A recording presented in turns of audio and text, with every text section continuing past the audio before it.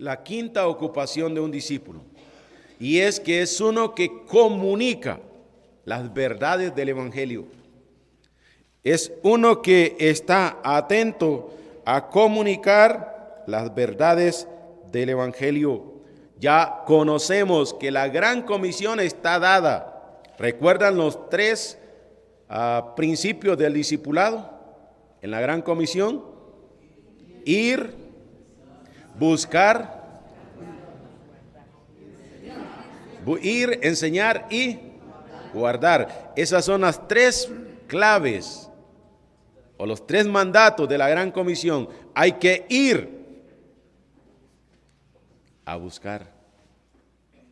Hay que enseñar el camino al cielo. Y hay que guardar lo que la palabra de Dios manda. Si nosotros tenemos claro ese concepto, vamos a ser siempre personas que vamos a estar comunicando las verdades del Evangelio. Y en esto queremos dar una serie de aspectos sobre la orientación, cómo debemos evangelizar. ¿Por qué? Quizás no es una ocupación de toda la iglesia. No todos los miembros van a ser evangelistas. Y no todos los miembros van a tener el don de evangelismo. Pablo le dijo a Timoteo, haz obra de evangelista. Si bien es cierto, está el don de evangelista, pero evangelizar es una obra de cada creyente. Es un trabajo de cada discípulo. Y si como discípulos nosotros nos ocupamos de evangelizar, vamos a darnos cuenta que vamos a estar comunicando las verdades del Evangelio. Y es muy interesante. El libro de Juan, el Evangelio de Juan, nos muestra a nosotros una serie de cosas muy interesantes.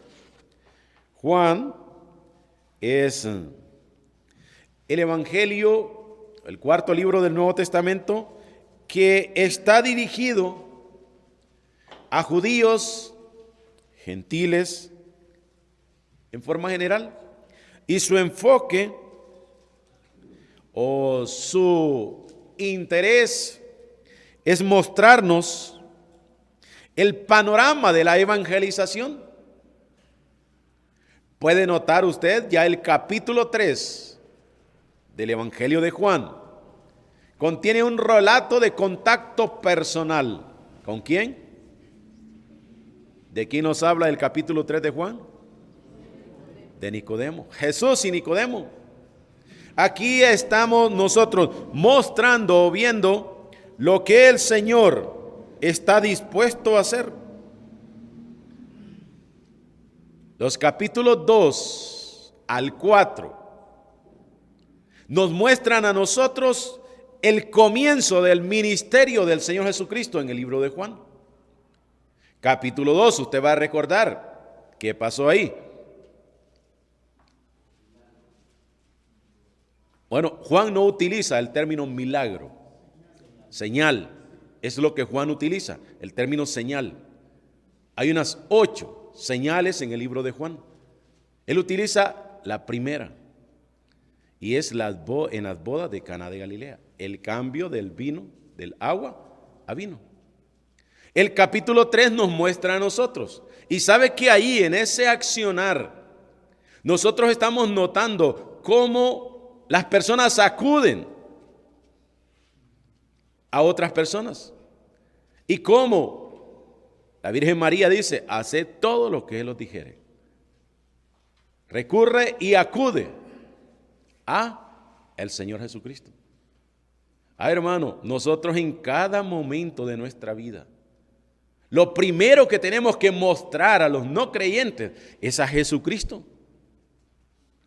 Capítulo 3 nos muestra Nicodemo buscando a Jesús. ¿Quién era Nicodemo? Sí, era una alta eminencia, un principal entre los judíos, un miembro del concilio de ellos. Y él acude al Señor Jesús porque está buscando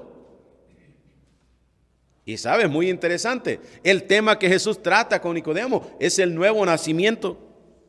Y al hablarnos del nuevo nacimiento, nos muestra el testimonio del Evangelio. Hermano, de estos 8 milagros o 8 señales que Jesús hace en el libro de Juan, 5 son exclusivos solo de Juan, no aparecen en ningún otro, solo en el libro de Juan. Y hay muchos detalles acerca del libro de Juan. El libro de Juan no contiene parábolas, contrario a Mateo, Marcos y Lucas.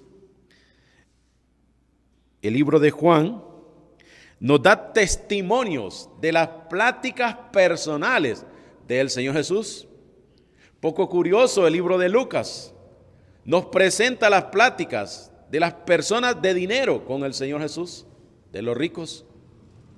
Pero vamos a ir al capítulo 4 del libro de Juan para ver un poco en detalle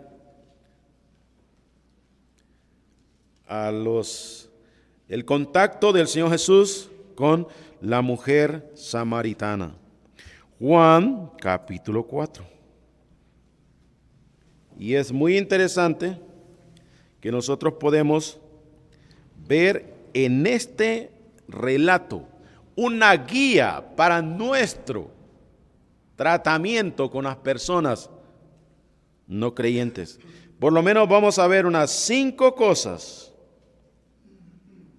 que nosotros tenemos en este relato para manifestar la comunicación del Evangelio. Juan, en el capítulo 4, y vamos a leer los versículos 1 en adelante. Este relato es largo. Cuando pues el Señor entendió que los fariseos habían oído decir que Jesús hace y bautiza más discípulos que Juan, aunque Jesús no bautizaba, sino sus discípulos, salió de Galilea y se fue a Obed, y se fue otra vez salió de Judea y se fue otra vez a Galilea, y le era necesario pasar por Samaria. Vino pues a una ciudad de Samaria llamada Sicar, junto a la heredad de Jacob, que Jacob dio a su hijo José. Y estaba ahí el pozo de Jacob. Entonces Jesús, cansado del camino, se sentó así junto al pozo. Era como la hora sexta. Vino una mujer de Samaria a sacar agua y Jesús le dijo: dame de beber. Pues sus discípulos habían ido a la ciudad a comprar de comer. La mujer samaritana le dijo: ¿cómo tú, siendo judíos, me pides a mí de beber, que soy mujer samaritana? Porque judíos y samaritanos no se tratan entre sí. Respondió Jesús y le dijo: si conocieras el don de Dios, y quién es el que te dice, dame de beber, tú le pedirías, y él te daría agua viva. La mujer le dijo: Señor, no tienes con qué sacarla, y el pozo es hondo. ¿De dónde, pues, tienes el agua viva? ¿Acaso eres tú mayor que nuestro padre Jacob, que nos dio este pozo, el cual bebieron él, sus hijos y sus ganados? Entonces Jesús le dijo: cualquiera que bebiere de esta agua volverá a tener sed, mas el que bebiere del agua que yo le daré no tendrá sed jamás, sino que el agua que yo le daré será en él una fuente de agua que salte para vida eterna. La mujer le dijo: Señor, dame esa agua, para que no tenga yo sed, ni venga aquí a sacarla. Y Jesús le dijo: ve, llama a tu marido y ven acá. Respondió la mujer y le dijo: no tengo marido. Jesús le dijo: no, bien ha dicho, no tengo marido. Porque 5 maridos has tenido, y el que ahora tienes no es tu marido. Esto has dicho con verdad. Le dijo la mujer: Señor, me parece que eres profeta. Nuestros padres adoraron en este monte, y vosotros decís que en Jerusalén es el lugar donde se debe adorar. Jesús le dijo: mujer, créeme que la hora viene cuando ni en este monte ni en Jerusalén adorarán al Padre. Vosotros adoráis lo que no sabéis, porque nosotros adoramos lo que sabemos, porque la salvación viene de los judíos. Mas la hora viene, y ahora es cuando los verdaderos adoradores adorarán al Padre en espíritu y en verdad, porque también el Padre tales adoradores busca que le adoren. Dios es espíritu, y los que le adoran en espíritu y en verdad es necesario que le adoren. Le dijo la mujer: sé que ha de venir el Mesías, llamado el Cristo. Cuando Él venga, nos declarará todas las cosas. Jesús le dijo: yo soy el que habla contigo. En esto vinieron sus discípulos y se maravillaron de que hablaba con una mujer. Sin embargo, ninguno dijo: ¿qué preguntas? ¿Qué hablas con ellas? Entonces la mujer dejó su cántaro y fue a la ciudad y dijo a los hombres: venid y ved a un hombre que me ha dicho todo cuanto he hecho. ¿No será este el Cristo? Entonces salieron de la ciudad y vinieron a él. Entre tanto los discípulos le rogaron diciendo: Rabí, come. Y él le dijo: yo tengo una comida que comer que vosotros no sabéis. Entonces los discípulos decían unos a otros: ¿le habrá traído alguien de comer? Jesús les dijo: mi comida es que haga la voluntad del que me envió y acabe la obra. Versículo 39. Y muchos de los samaritanos de aquella ciudad creyeron en él por la palabra de la mujer, que daba testimonio diciendo: me dijo todo lo que he hecho. Entonces vinieron los samaritanos a él y le rogaron que se quedase con ellos. Y se quedó allí 2 días, y creyeron muchos más en la palabra de él. Y decían a la mujer: ya no creemos solamente por tu dicho, porque nosotros mismos hemos oído y sabemos que verdaderamente este es el Salvador del mundo, el Cristo. Que el Señor nos pueda bendecir a través de su palabra. Al observar esta larga descripción del Señor Jesucristo y este relato de Juan, en esta relación de persona a persona, podemos extraer nosotros de este pasaje por lo menos unas 5 cosas que necesitamos para evangelizar de persona a persona. Primero, y le voy a dar el esquema para que después vayamos en detalles. Necesitamos hallar un motivo para establecer una conversación. Conversación. No podemos evangelizar a nadie si no conversamos con él. ¿Y cuántas veces nos cuesta establecer una conversación? Es lo primero que él hace. Establece una conversación. ¿Qué es una conversación? Es una plática. Es una comunicación entre 2 personas. No podemos evangelizar si no hablamos. No podemos transmitir el mensaje del evangelio si no le hablamos a nadie. Y es por eso que el evangelio nos cambia a nosotros a través del nuevo nacimiento y nos hace más amables. ¿Verdad que usted, después que aceptó a Cristo, se volvió más amable? Su carácter cambió. Porque eso es un ingrediente básico para la vida cristiana. Vuestra gentileza sea conocida de todos los hombres. Los creyentes tenemos que ser amables, porque eso nos va a dar a nosotros la oportunidad de evangelizar. Bueno, primero, debemos establecer una conversación. Segundo, debemos ganar la confianza de la persona con quien platicamos. Ganar su confianza. Eso es lo segundo. Debemos ganar su confianza. Fue lo que el Señor hizo. Ganó su confianza. Y mire qué difícil este campo. Samaritanos y judíos no se trataban entre sí. Y ahora tener que ganar la confianza de un enemigo no era nada fácil. Algunas veces hemos ido a evangelismo en los presidios. Y qué difícil ver a aquellas personas todas tatuadas, con unos caracteres amargados. Y ganar la confianza con él y hablarle a este no es nada fácil. Sin embargo, ese es el mandato. Y a eso vamos ahí, a evangelizar. Bueno, primero, establecer una conversación. Segundo, ganar confianza. Lo tercero es llegar a su conciencia, llegar hasta el fondo de sus sentimientos.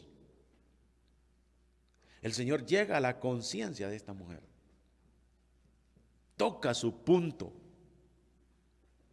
y sabe que esta es una pericia que no todo creyente sabe. Esta es una actitud que no todos tenemos. Casi siempre las personas son astutas y nos desvían nuestra plática a sus propios intereses.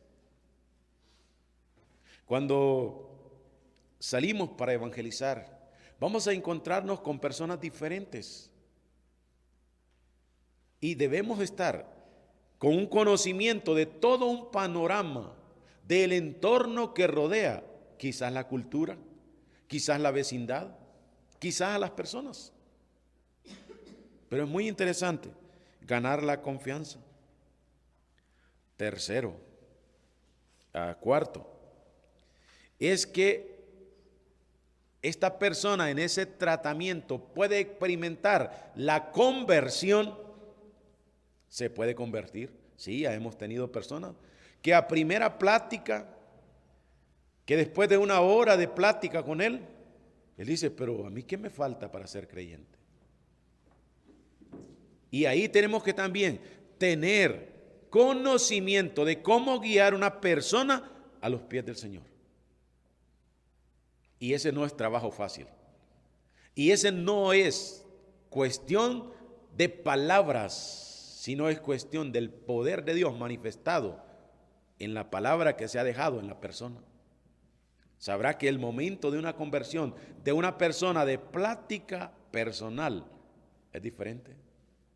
Viene a nuestro cuerpo muchas veces calores, fríos, temblor en la voz. Tuve frente a una persona que después de la plática comenzó a llorar. Una mujer, solo están sus 2 hijos y ella está llorando, sus hijos la quedan viendo y ¿qué arrancar? ¿Con qué palabras empezar de nuevo la conversación? Y el silencio estuvo ahí por unos 10, 15 segundos y ¿cómo arrancar?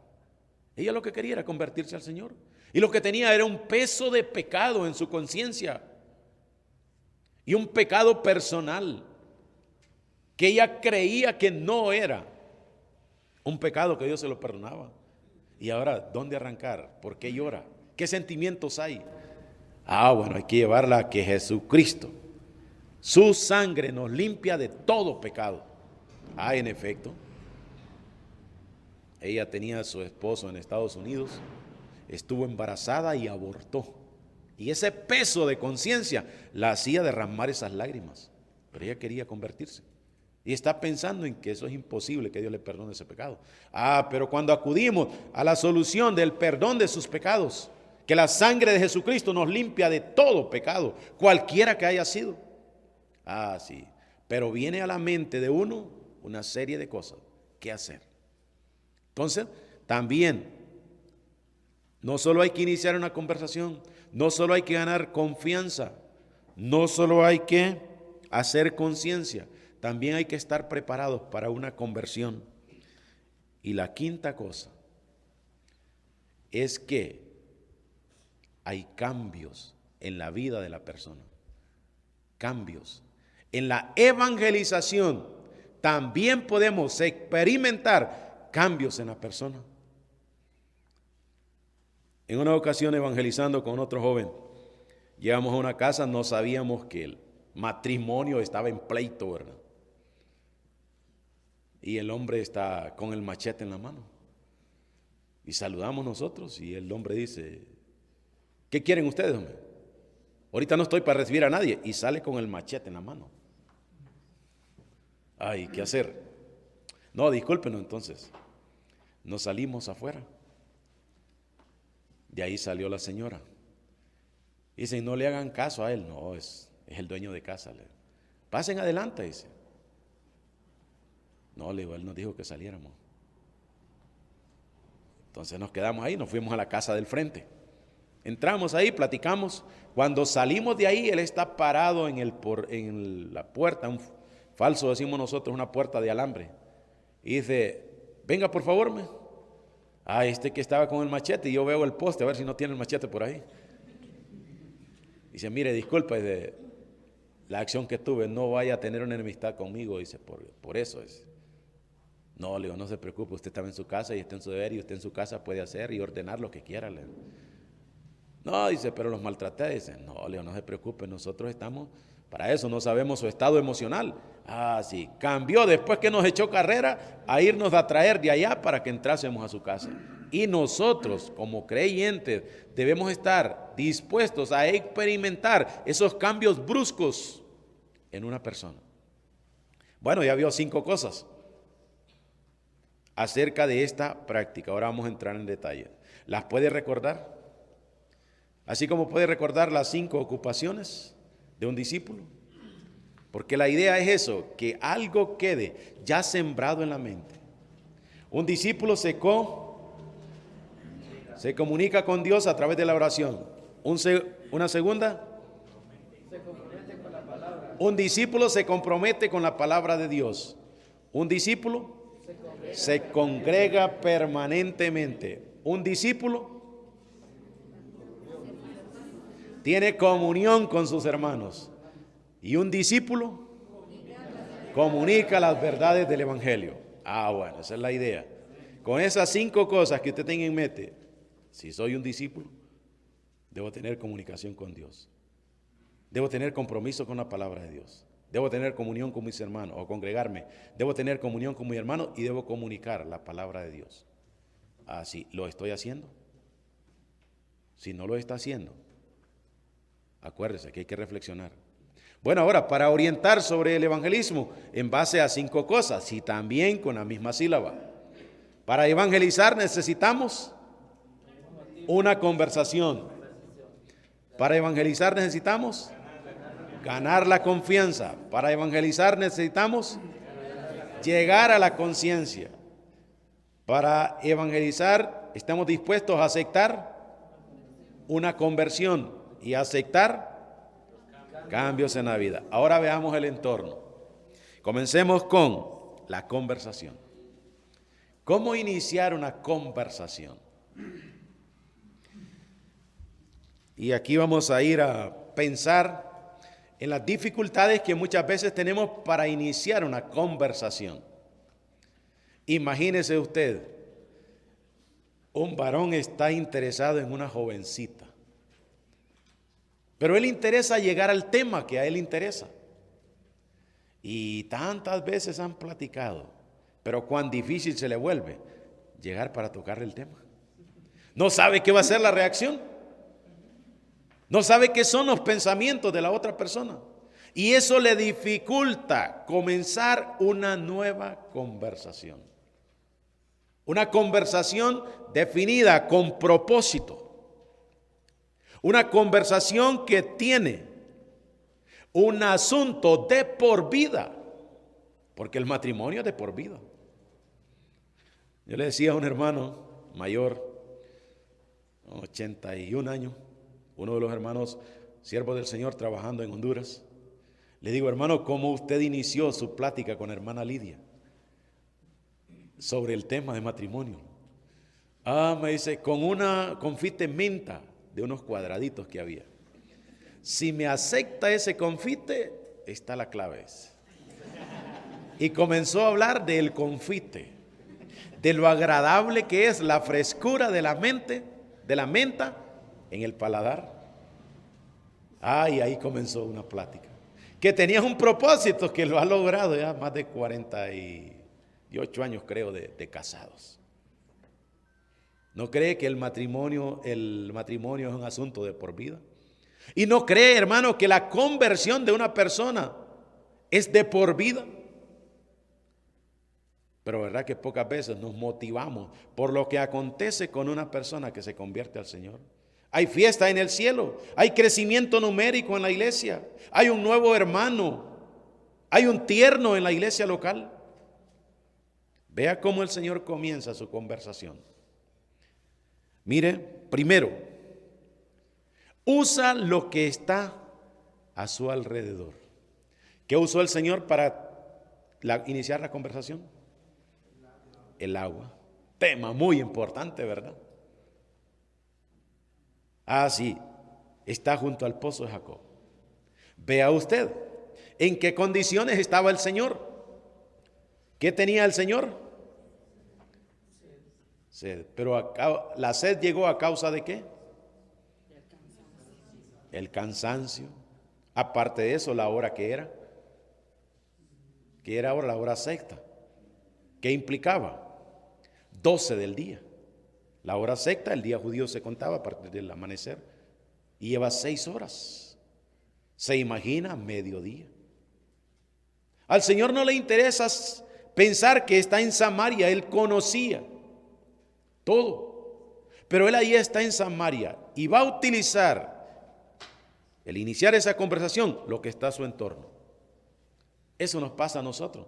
Cuando iniciamos una conversación, utilizamos el entorno que nos rodea.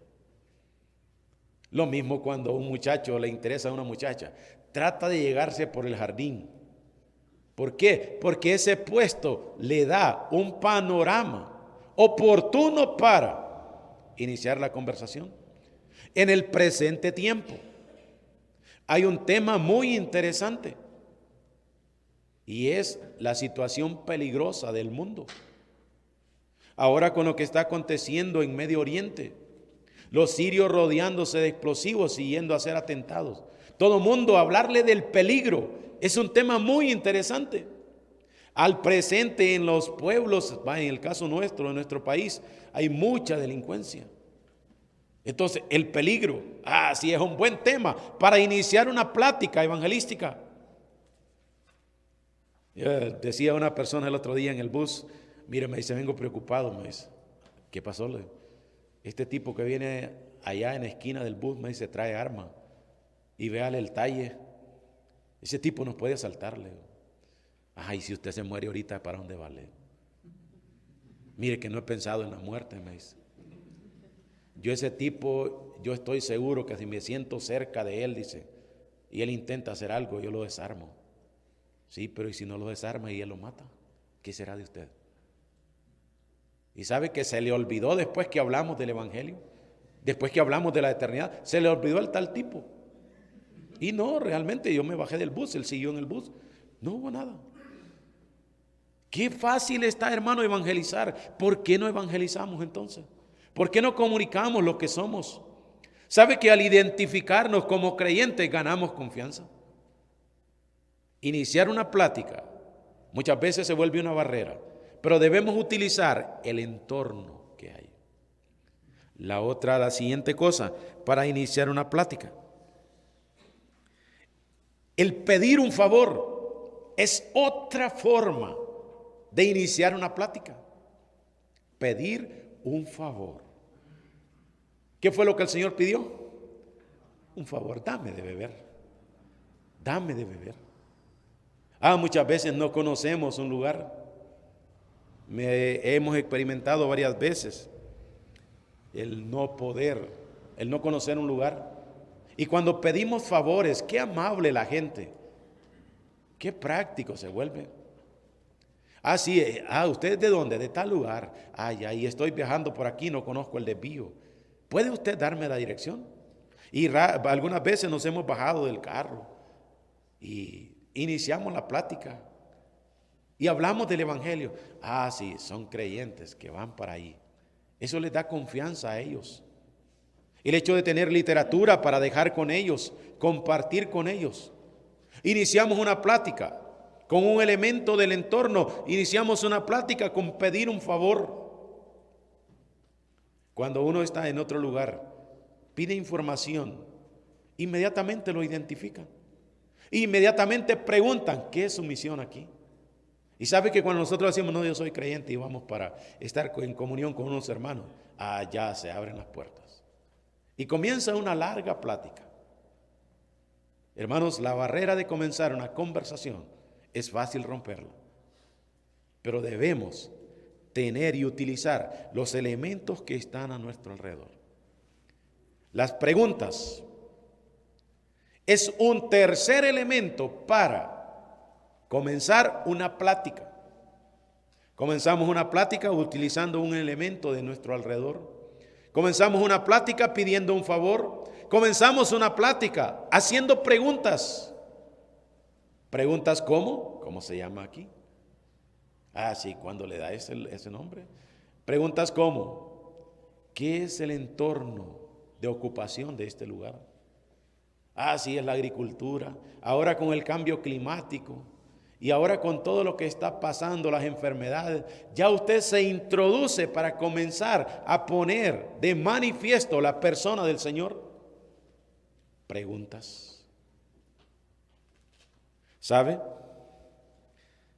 Aquí hay un cuarto elemento que es utilizado en esta plática y es la nacionalidad.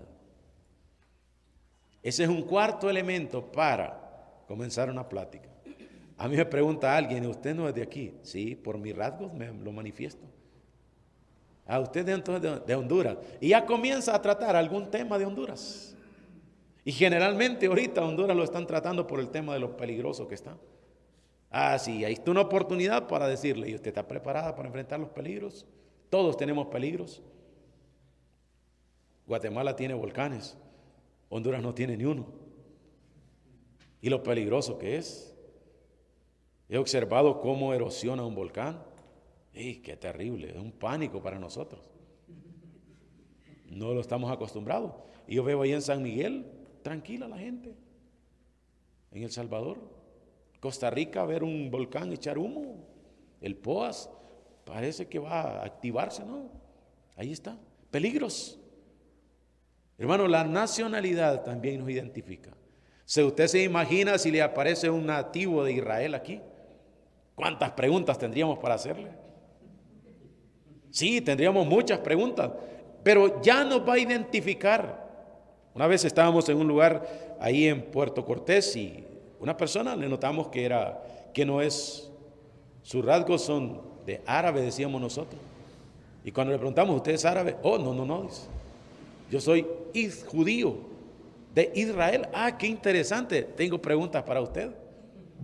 Y comencé a preguntarle por el Mesías. No, me dice. Ese es cuento que han tirado para acá. Ya nadie habla del Mesías. Y qué interesante. Pero sí habla del Antiguo Testamento.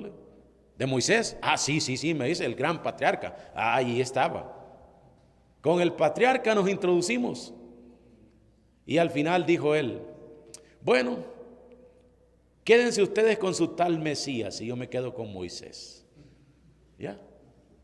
Pero le dijimos que es un pecador que necesita a Cristo como su Salvador, que es el Salvador del mundo. Ah, hermano, la nacionalidad también. ¿Verdad que cuando usted se da cuenta que alguien es de otro país, se interesa en él? ¿Le escucha? Bueno, eso es, pero tú siendo judío, le dice. Ah, sí, eres de otro lugar. Y sabes que samaritanos y judíos no se llevan. ¿Qué tal le va a usted para iniciar conversaciones?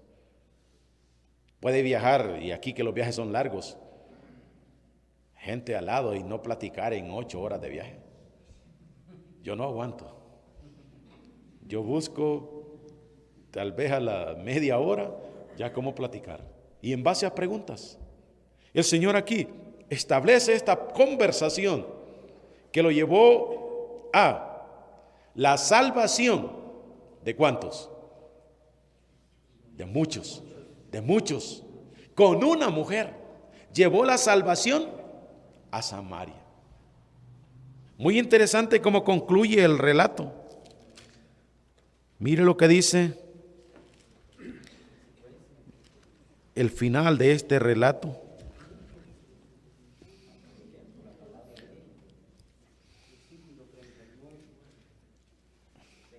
Versículo 42. Y decían a la mujer, ya no creemos solamente por tu dicho, porque nosotros mismos hemos oído Y sabemos que verdaderamente es el Señor, es el Salvador del mundo, el Cristo. Qué interesante, hermano. Poder lograr a través de una conversación todo eso. Miren, no creemos por lo que tú nos dices. Hemos oído y sabemos. Juan utiliza mucho esta palabra del sabemos. Mucho. Y en sus cartas también, Primera Juan, utiliza este término, sabemos. Sabemos.